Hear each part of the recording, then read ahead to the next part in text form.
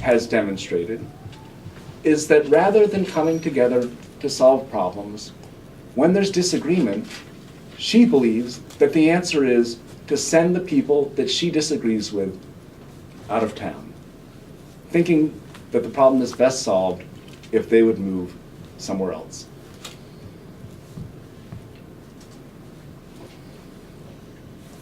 Schools don't intend to or don't currently have kids in schools who object to the property valuations, I would say you're always welcome to move to one of our neighboring towns. So when seniors are struggling with the rising burden of property taxes in her hometown, Elizabeth Estes' recommendation to them is, why don't you get out of town? That's not the kind of spirit we need to solve the enormous problems facing our country.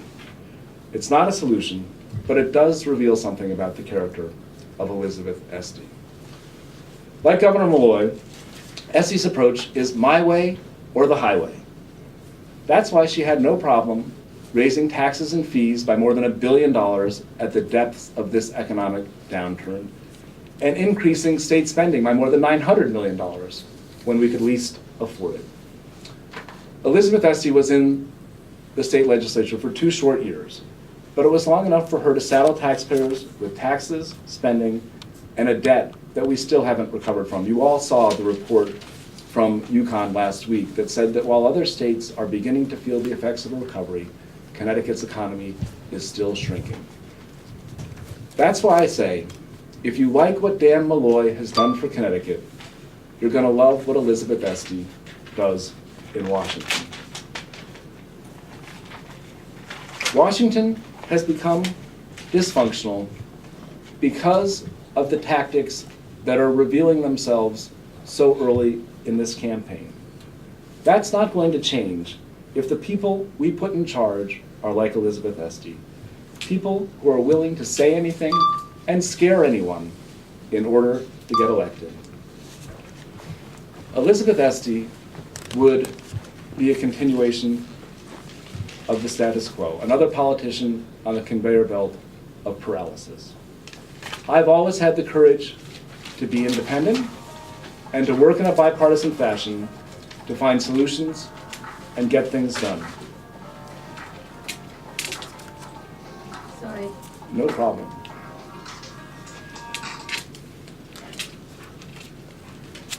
Elizabeth Estes has been quoted repeatedly as saying that I'm a nice guy. But the issue is not about being nice. It's about being effective. I've never believed that being kind and being effective are inconsistent one with the other. Elizabeth Estes' record shows that what she believes is effective is the status quo of the Democrats, continually raising more taxes and increasing government spending. She thinks being effective means lying about me and shaking down businesses and corporations regulated by her husband's agency to pay for those lies.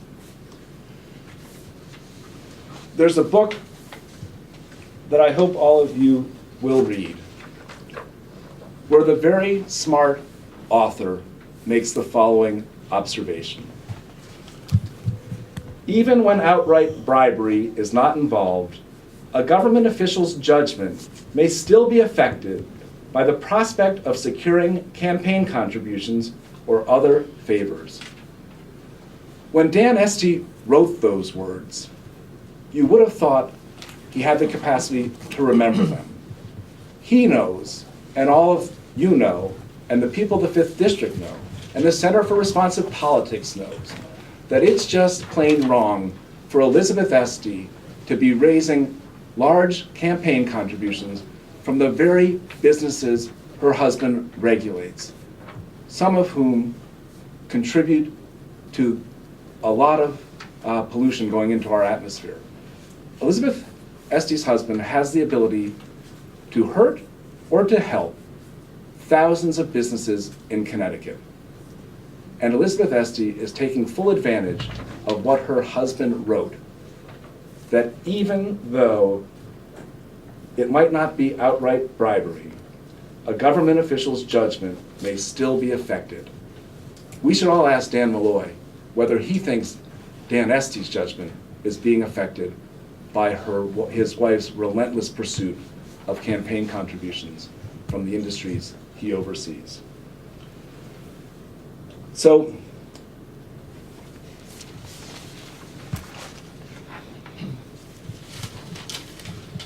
what I want the voters of the 5th District to know, from the bottom of my heart, is that it's my intent to bring them a campaign that's focused on the issue, that doesn't resort to deception and manipulation. And I'm as disappointed as they are that my opponent and the people she's associated with have begun this campaign on the very note which sours so many Americans from becoming more deeply involved in our political process. We all deserve better. I continue to call on her to demand that these ads be taken down. On the radio this morning, she acknowledged that the ad paid for by the Democratic Congressional Campaign Committee, an association she'd have a hard time disassociating herself from, are not true. And I call upon her to begin a debate on the issues, not on scurrilous resorts to scare tactics that are a great disservice to the people of Connecticut. And I further call on her to read her husband's book and stop raising money from industries he regulates. The appearance of impropriety is enough to sow the seeds that will undermine the confidence of all voters in this process. So thank you all for being here. I'd be happy to take any questions you might have. Andrew, what did you expect? I mean, this is a campaign for an open congressional seat, where control of the House of Representatives is at stake. Did you think this was the Boy Scouts? No, Mark, I didn't think this was the Boy Scouts, but I thought that the debate would be moored in the truth. And, there's an old expression, false in one thing, false in all things. Well, let's take and the so D- when the the DCCC. when the first message coming from my opponent and from the Democratic Congressional Campaign Committee is an outright lie, it doesn't bode well for a campaign on the issues. I'm prepared to debate all of the issues. Let's take the two separately. The DCCC spot says that the Republicans, like Ryan, need your vote to pass their plan. Well, that's true. No, but They what is, Mark, if you look at the ad, and we can, and I don't think- You're talking about the beginning that calls you one of the Tea Party types. and then you Yeah. say, you have to look at the graphics on the screen as well, which says Roraback the plan, with the clear implication that I support this plan, which I have on the record. But it doesn't say that, though. I mean, you Well- know how these things run. You Let- can't, this is a political Listen. spot. They let the viewer make up their mind. Don't take it from me. Listen to what my opponent said this morning on WNPR. She acknowledged that it's an advertisement that's not based in fact. So don't take it from me, take it from her. It is not factual, and the voters deserve better. The clip that you showed us of her from the town budget meeting or whatever it was, you gonna put a spot up with that on it? That's obviously true. It did Well, happen. that's true, and she's welcome to put up a spot of me saying anything. That's fair game. But don't put up a spot ascribing to me views which I have, on the record, disavowed. That's what's wrong. You're talking about the Social Security implication on her own spot there. Well, both Yeah. the DCCC and her own spot. It's the cheapest form of politics. It's a clear indication that she'll say anything and do anything to win this election. And the voters in this district deserve a debate centered on the issues, not on a resort to scare tactics.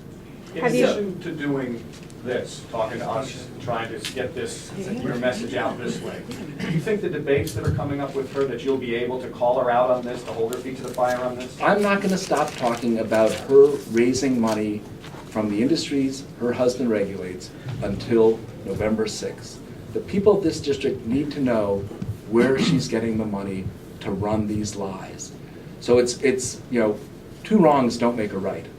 And I'll be, at every debate we have, these issues are going to be central to this discussion that we have. Voters you talk to, are they buying this? Of course not. The voters that I've talked to have seen me over 18 years develop a record of service and independence. I've always had the courage to be independent, and sometimes I've been independent at my peril. But that's who I am. And so people that know me, who see these ads, are calling up saying, what can we do to stop this? And I tell them, do what I'm doing. Call on Elizabeth Esty and tell her that you want better than what she's offering. Have you heard back from anyone in regard to the TV ads? Any of the television stations or anybody you contacted? There is an ongoing dialogue with the television stations, and we are hoping that we will prevail on them to do the right thing. Because they're not under an obligation. If the ad was paid for by a candidate, they're under an obligation to run it like hers. They have to run her lies. But they don't have to run the lies of the Democratic Congressional Campaign Committee. Elizabeth Esty says that there are also businesses and entities with business before the state senate that have given you money. So how do you respond to that? The state senate is closed. I didn't raise any money from people, from lobbyists, when the legislature was in session. The state senate, I will not be a state senator starting on January 3rd. Dan Esty will continue to be the commissioner of the Department of Energy and Environmental Protection long into the future. You know, I think this governor, it says something about this governor